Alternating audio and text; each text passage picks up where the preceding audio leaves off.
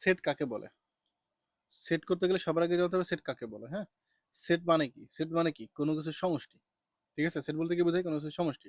যেমন মনে করো স্বাভাবিকভাবে তোমার এই যে একটা তুমি জামা কিনবা, তাই না? কি করবে? আড়াইতে এক সেট জামা কিনবা, বলো না? এক সেট জামা লাগবে। এক সেট জামা মানে কি? জামা থাকবে, পায়জামা থাকবে, ওড়না থাকবে, সবকিছু মিলে হচ্ছে কি একটা সেট হয়। যদি একটা ওড়না না থাকে, পায়জামা না থাকে, তাহলে কি সেট হয় না? বুঝা গেছে? শোকেসের দিকে তাকালে কি কি দেখতে পারবা? গ্লাস সেট আছে, প্লেটের সেট আছে না? আমরা কি সেট বলি? সেট মানে কি? দেখো, যখন গ্লাস সেট বলা হয় তাহলে কয়টা থাকে? 6টা গ্লাস থাকে। 6টা গ্লাস মিলে কি হয়? একটা সেট গ্লাস, এক সেট গ্লাস হয়। যখন আমরা 6টা প্লেট থাকে তাহলে কি হয়? এক সেট প্লেট বলি আমরা। বুঝা গেছে? তাহলে এইখানে সেটের ক্ষেত্রেও আমাদের মানে এই যে যে সেট, এই সেটটা আর এই যে আমাদের গ্লাস সেট বলো, প্লেট সেট বলো, সব সেম জিনিস।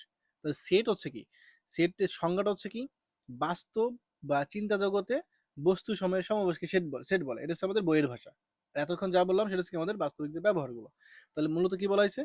যে বাস্তব অথবা চিন্তা জগৎ, তার মানে কি? যেটা বাস্তবে আছে বা যেটা আমরা কল্পনা করতে পারি, এমন কোনো বিষয়ের সমাবেশ মানে কি? একত্রে করা, এক জায়গায় করা। যদি এক জায়গায় করি তাকে বলা হবে কি? সেট হতে পারে। ঠিক আছে? তো মনে করো তুমি গ্লাস লিখলে, হ্যাঁ, গ্লাসের হতে পারে তোমার। আমরা প্লেটস এর বললাম, তাহলে এখানে আমাদের যখন ম্যাথ করবো তখন ম্যাথের ক্ষেত্রে কি আসবে? সংখ্যা আসবে। কি আসবে? সংখ্যা আসতে পারে, বিভিন্ন লেটার আসতে পারে, এরকম সেট হয়। তো ধরো আমরা ধরলাম যে ধর 1, 2, 3, 4 এগুলো তার সেট বানাবো। ঠিক আছে? 1, 2, 3 একটা সেট হবে। এখন সেট যদি তৈরি করতে হয়, সেট তৈরি করতে গেলে আমাদের অবশ্যই এটাকে সেকেন্ড ব্র্যাকেটের মধ্যে রাখতে হবে। কারণ এই সেকেন্ড ব্র্যাকেটটা হচ্ছে সেট নির্দেশ করে। সংখ্যা লিখলে শুধু হবে না, হ্যাঁ? তো সংখ্যাগুলোকে কি করতে হবে? সেকেন্ড ব্র্যাকেটের মধ্যে রাখতে হবে। এবং এই যে আমি একটা সংখ্যা লিখলাম, তারপরে কি দিচ্ছে? একটা কমা। তারপরে কিন্তু আরেকটা সংখ্যা, তারপরে আবার কমা। তার মানে এই যে 1, 2, 3, 4 লিখলাম, এগুলোকে বলা হয় সেটের উপাদান। এগুলোকে কি বলা হয়? সেটের উপাদান।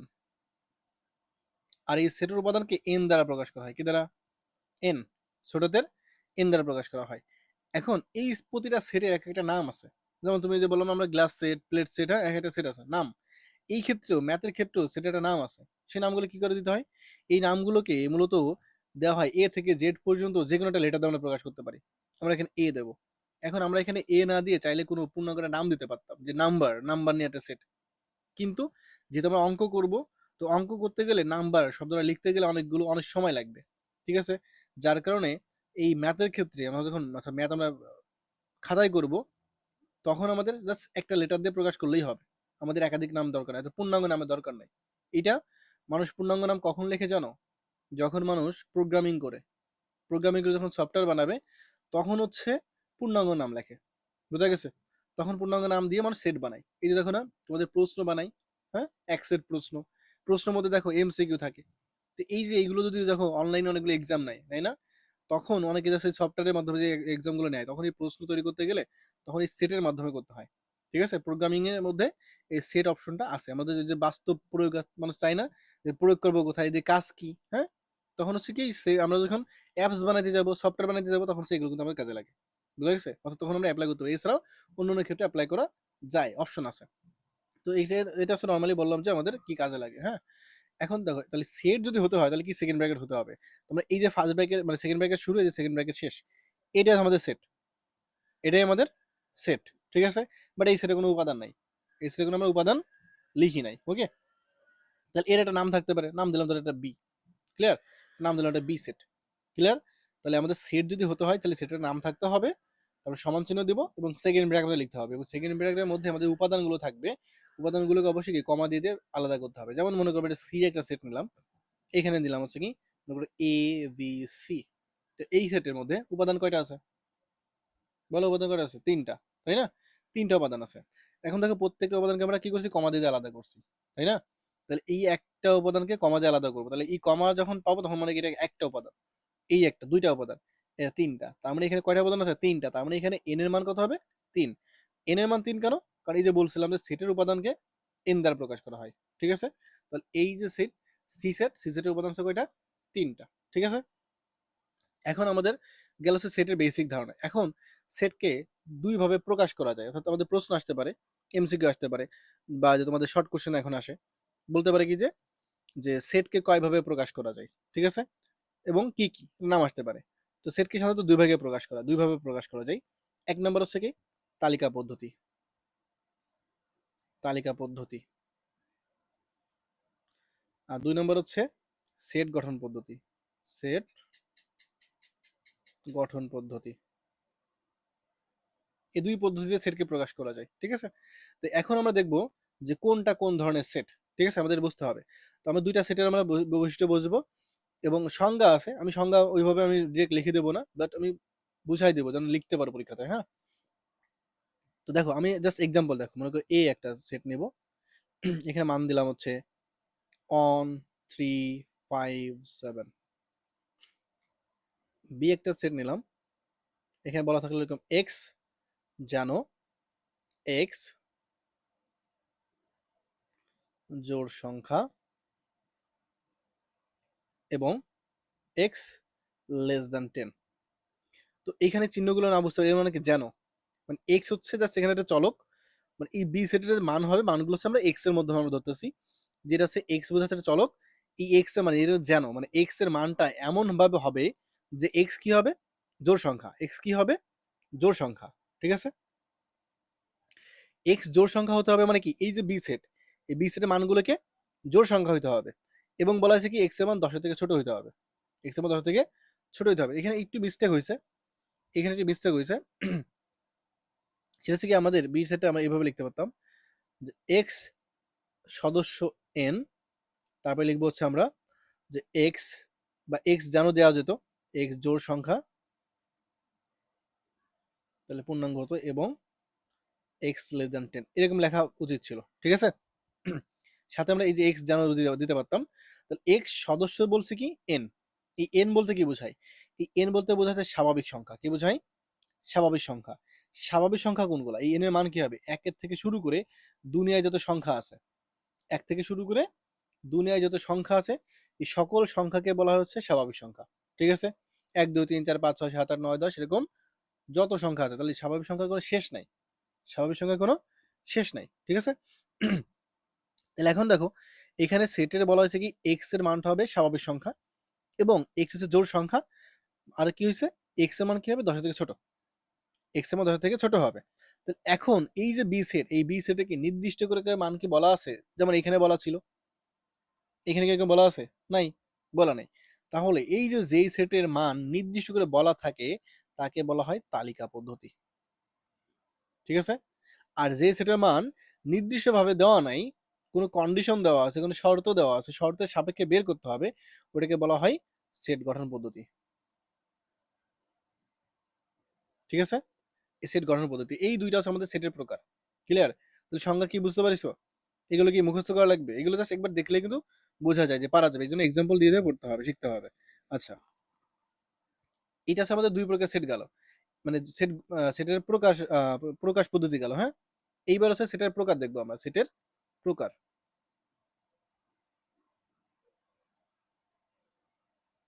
সেটের প্রকার, সেট কিন্তু বিভিন্ন ধরনের আছে। হ্যাঁ, আমি সবগুলো এক্সাম্পল দিয়ে দিয়ে বোঝাবো, সংজ্ঞা বইতে আছে, বই থেকে দেখতে পারবা, কিন্তু আমি এখান থেকে দেখাই আগে, দেখো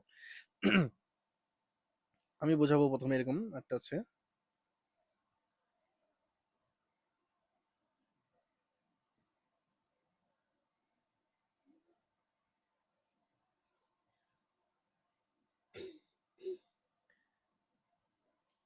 অসীম সেট ও সসীম সেট, দুইটা সেট এখানে, একটা হচ্ছে অসীম সেট আর হচ্ছে সসীম সেট। এক্সাম্পল দেখি আমরা,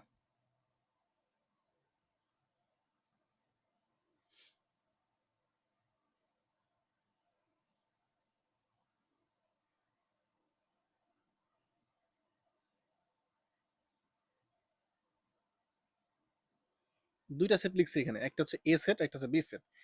এ সেটে আমরা কি লিখছি 1 2 3 4, 4 নাই এখানে, 1 2 3 5 7, 2 4 6 8 সামথিং। এই সেটের মধ্যে কিন্তু যে কোনো কিছু হতে পারে, সংখ্যাও আসতে পারে, কোনো লেটারও আসতে পারে, কোনো নামও আসতে পারে, তোমার ফ্রেন্ডের নামও আসতে পারে, গাছপালা যা আছে, ঠিক আছে, যে কোনো কিছু নাম এখানে জাস্ট এক একটা জিনিস থাকবে, কমা থাকবে, এক একটা জিনিস নাম থাকবে, কমা থাকবে। হ্যাঁ, এরকম থাকতে পারে, আমরা সংখ্যা নিয়ে কাজ করতেছি, আমরা এই জন্য সংখ্যা নিয়ে লিখলাম আমরা। তো এখন বলো এই যে এ সেট, এ সেটের উপাদান কয়টা আছে, আমরা যদি কাউন্ট করি আমরা বুঝতে পারবো কয়টা আছে, 5টা উপাদান আছে। বি সেটে কয়টা উপাদান আছে, কয়টা উপাদান আছে, মানে নির্দিষ্টভাবে বলতে পারি না, কেন বলতে পারি না, কারণ 2 4 6 8 এরপর ডট ডট দেওয়া আছে না, মানে এখানে শেষ নাই, এখানে এরকম 2 4 6 8 মানে এর মানে কি বোঝাচ্ছে, জোড় সংখ্যাগুলো এরকম 2 4 6 8 এর মতো জোড় সংখ্যা অসীম পর্যন্ত বিস্তৃত। এই ডট ডট কি বোঝাচ্ছে, অসীম পর্যন্ত বিস্তৃত। তাহলে এই দুটা সেটের মধ্যে কোনটাকে কোন সেট বলা হয়? যে সেটের উপাদান সংখ্যা গণনা করে নির্ধারণ করা যায়, সংজ্ঞা এটা, হ্যাঁ, যে সেটের উপাদান সংখ্যা গণনা করা যাবে তাকে বলা হবে সসীম সেট। তাহলে এটা হচ্ছে আমার সসীম সেট। সসীম মানে কি, যার একটা শেষ আছে, শেষ আছে এই পর্যন্ত শেষ। আর এটা হচ্ছে অসীম, যার কোনো শেষ নাই। তাহলে এই সেটের উপাদান সংখ্যা গণনা করা যায় না। তাহলে যে সেটের উপাদান সংখ্যা গণনা করে নির্ধারণ করা যায় না তাকে বলা হবে অসীম সেট। তার মানে এইটা হচ্ছে আমাদের অসীম সেট। কি বুঝতে পারিস? খুব কঠিন জিনিস সেটা, সহজ না? আচ্ছা 2 নম্বর, ফাঁকা সেট। ফাঁকা সেট কাকে বলে? সহজ জিনিস, নামের মধ্যেই মিল আছে। এই যে ফাঁকা সেট হচ্ছে কি, দেখো এই যে একটা সেট লিখছি, সেটা কোনো উপাদান আছে? নাই। সেটার মধ্যে কোনো কিছু আমরা লিখি না, জাস্ট সেকেন্ড ব্র্যাকেট শুরু, সেকেন্ড ব্র্যাকেট মাঝখানে কিচ্ছু নাই। তার মানে এখানে কোনো উপাদান নেই, জিরো বলা যাবে না। উপাদান কিন্তু জিরো বলা যাবে না, ঠিক আছে? কারণ উপাদান এখানে নেই। কি বলতে হবে? উপাদান নেই।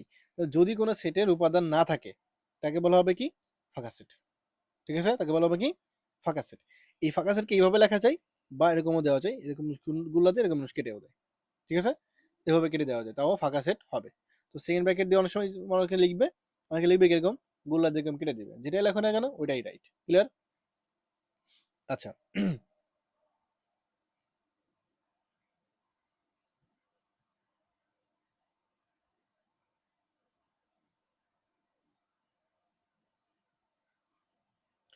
সার্বিক সেট ও উপসেট দুইটার সাথে দুইটা মিল আছে, হ্যাঁ, দুইটার সাথে একটার সাথে একটা মিল আছে।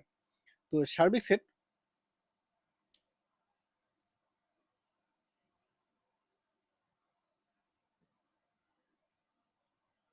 আমি অনেকগুলো সেট লিখবো একবারে, হ্যাঁ, ভালো করে একটু বোঝার চেষ্টা করলে দেখবা যে এগুলো অনেক সহজ।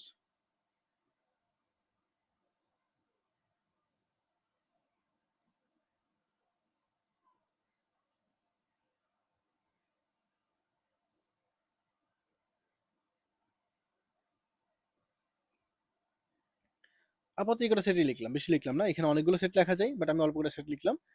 এখানে আমাদের দুইটা সেট বুঝতে হবে, একটা হচ্ছে সার্বিক সেট, একটা হচ্ছে উপসেট। তো এখন নর্মালি তোমাকে আগে বলে দিই, যেটা হচ্ছে সার্বিক সেট, সার্বিক সেটকে ইউ দ্বারা প্রকাশ করা হয়, আমরা এই জন্য ইউ দিলাম। ইউ ছাড়া কি অন্য কিছু দেওয়া যায় না? হ্যাঁ যায়। তবে নর্মালি এটাকে ইউ দ্বারা প্রকাশ করে। কেন? এটাকে ইউনিভার্সাল সেট বলে। কি বলে? ইউনিভার্সাল অফ সেট, মানে সার্বিক সেট বলা হয়, হ্যাঁ। আর উপসেট হচ্ছে কি? সাবসেট। উপসেট ইংরেজি হচ্ছে কি?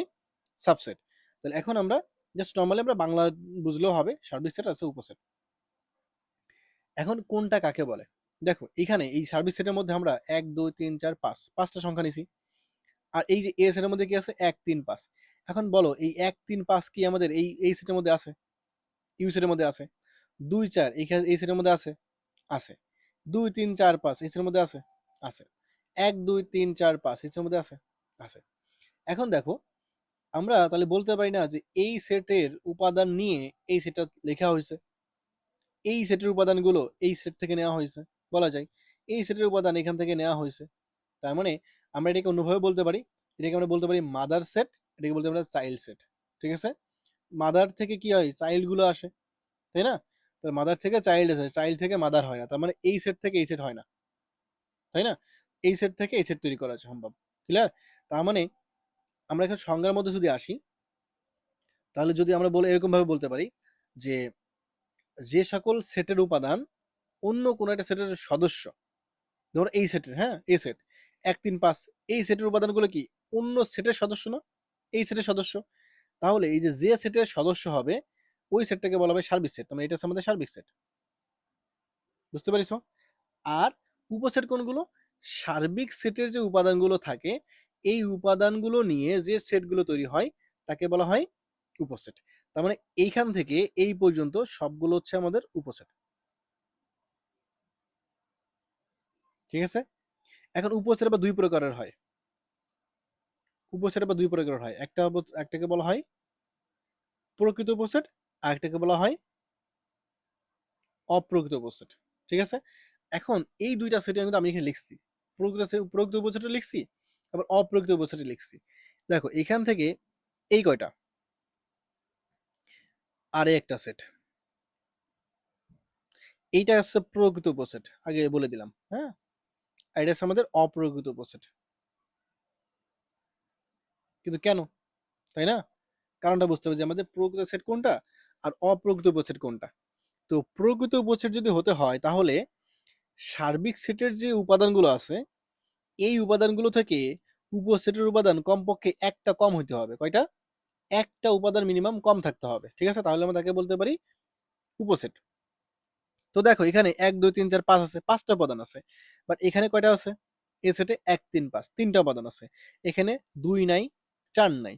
আবার এখানে 2 4 আছে, তাহলে 1 নাই, 3 নাই, 5 নাই। 2 3 4 5 আছে, 1 এখানে কিন্তু অনুপস্থিত নেই। তাহলে এখানে কি মিনিমাম একটা উপাদান কম আছে না? মিনিমাম একটা কম থাকতে হবে। তার মানে কি এখানে শুধু একটাও থাকতে পারে উপাদান, শুধু 2টা থাকতে পারে, 3টা থাকতে পারে। কিন্তু এইখানে দেখো এই যে সার্বিক সেটে যতগুলো উপাদান ততগুলো উপাদান কিন্তু নাই, 5টা উপাদান নাই, কমপক্ষে একটা কম আছে। তাহলে যদি যে যে সকল উপসেটের উপাদান সংখ্যা সার্বিক সেটের উপাদান থেকে কমপক্ষে একটা কম থাকে তাকে বলা হয় প্রকৃত উপসেট। আর অপ্রকৃত উপসেট কোনটা হবে? সার্বিক সেটের উপাদান সংখ্যার সমান যদি উপসেটের উপাদান সংখ্যা হয়, ঠিক আছে? তো দেখো এখানে 1 2 3 4 5, এখানে 1 2 3 4 5, এই দুইটার উপাদান কি সমান। এই জন্য এইটাকে বলা হবে কি এই সেটের অপ্রকৃত উপসেট, ঠিক আছে? আমরা কিন্তু চাইলে এই সেটের এটাকেও আমরা অপ্রকৃত উপসেট বলতে পারি, কারণ আমরা তো বলতে পারি এই সেটটা এখান থেকে তৈরি করা হয়েছে, বলা যায় না? কারণ এখানেও 5টা সংখ্যা, এখানেও 5টা সংখ্যা আছে, বোঝা গেছে? তাহলে যদি উপসেটের উপাদান সংখ্যা যদি সার্বিক সেটের সমান হয় তাকে বলা হবে অপ্রকৃত উপসেট। হ্যাঁ, আর মনে রাখবা যে সার্বিক সেটটার যে উপাদানগুলো থাকে ওইটা নিয়ে একটা উপসেট তৈরি হয়। মানে সার্বিক সেটে যতগুলো উপাদান থাকবে, যেমন এখানে 1 থেকে 5 আছে, দেখো 1 থেকে 5 নিয়ে একটা উপসেট তৈরি করা যায়। এটা কিন্তু উপসেট, কিন্তু প্রকৃত না, অপ্রকৃত উপসেট। ক্লিয়ার? এটা উপসেট কিন্তু অপ্রকৃত উপসেট, তাই তো? আবার এই যে দেখো আমরা ফাঁকা সেট বললাম না একটু আগে, যে ফাঁকা সেট, এই যে যে আমরা 1 2 3 4 5 আছে সংখ্যা, এই সেটের অনেকগুলো উপসেট তৈরি করা যায়। একটা সেট থেকে অনেকগুলো উপসেট বের করা যায়। এখন একটা সেট থেকে কতগুলো উপসেট বের করা যায় এটা নির্ণয়ের সূত্র আছে একটা। মনে করো এ আমার লেখা হচ্ছে 1 2, দুইটা উপাদান আছে। এখন এই সেট থেকে কতগুলো উপাদান মানে কতগুলো উপসেট বের করা যায় সেটা নির্ণয় সূত্র হচ্ছে 2 টু দি পাওয়ার n। নির্ণয় সূত্র হচ্ছে কি উপসেট সংখ্যা বের করার সূত্র হচ্ছে কি 2 টু দি পাওয়ার n। এই nটা কি আমরা কিন্তু জানি, n হচ্ছে কি উপাদান সংখ্যা, সেটের উপাদান সংখ্যা। তো দেখো এই সেটে কয়টা উপাদান আছে? দুইটা। তাহলে আমি যদি এখানে 2 এই যে n এর জায়গায় যদি আমি 2 বসাই দেই তাহলে আমরা n 2 এর পর 2 মানে কত? 2 গুণ 2 তাহলে কত হবে? 4। আমি মনে করি b একটা সেট লিখলাম যেখানে আছে a b c, তিনটা উপাদান আছে। তাহলে যদি বলা হয় প্রশ্ন করে যে এই বি সেটের কয়টা উপসেট হবে, কয়টা উপসেট হবে, তাহলে কি হবে? 2 টু দি পাওয়ার n, সূত্র হচ্ছে n। তাহলে 2 লিখবো, n মানে কি উপাদান সংখ্যা, উপাদান কয়টা? 1 2 3, তিনটা উপাদান। 2 এর পর 3 দিলে কত হবে? 2 কে 3 বার গুণ, তার মানে কত হবে? 8 হবে। তাহলে উপসেট সংখ্যা বের করার সূত্র হচ্ছে কি 2 টু দি পাওয়ার n, বোঝা গেছে? এখন যদি বলা হয় যে প্রকৃত উপসেট কত হবে, উপসেট যা হবে তার থেকে এক কম হবে, তার মানে বলতে পারো 2 to the power n minus 1, এরকমও বলতে পারো। যদি সূত্র আকারে লিখতে চাও সূত্র আকারে সূত্র আকারে লেখা লাগবে না, শুধু নর্মালি বলতে পারো যে আমরা উপসেট বের করব, উপসেট সংখ্যা যতগুলো উপসেট সংখ্যা হবে তার থেকে এক কম হবে হচ্ছে আমাদের প্রকৃত উপসেট। কেন প্রকৃত উপসেট এক কম হবে? কারণ এই যে যে বি সেট, এই সেটটা নিজেরই একটা উপসেট হবে, বোঝা গেছে? এই এটা থেকে অপ্রকৃত উপসেট হবে, কারণ কি এই তিনটা সংখ্যা নিয়ে একটা উপসেট তৈরি হয়, আর ওটাকে বলা হবে কি অপ্রকৃত উপসেট, কারণ সার্বিক সেটের সংখ্যা সমান হয়ে যায়, বোঝা গেছে? ঠিক আছে? তো এখানে আমরা প্রকৃত উপসেট বের করতে চাইলে এক বিয়োগ করে দেবো, যতগুলো উপসেট বের হবে তার থেকে এক বিয়োগ করলে উপসেট আমাদের প্রকৃত উপসেট পেয়ে যাবো। ক্লিয়ার?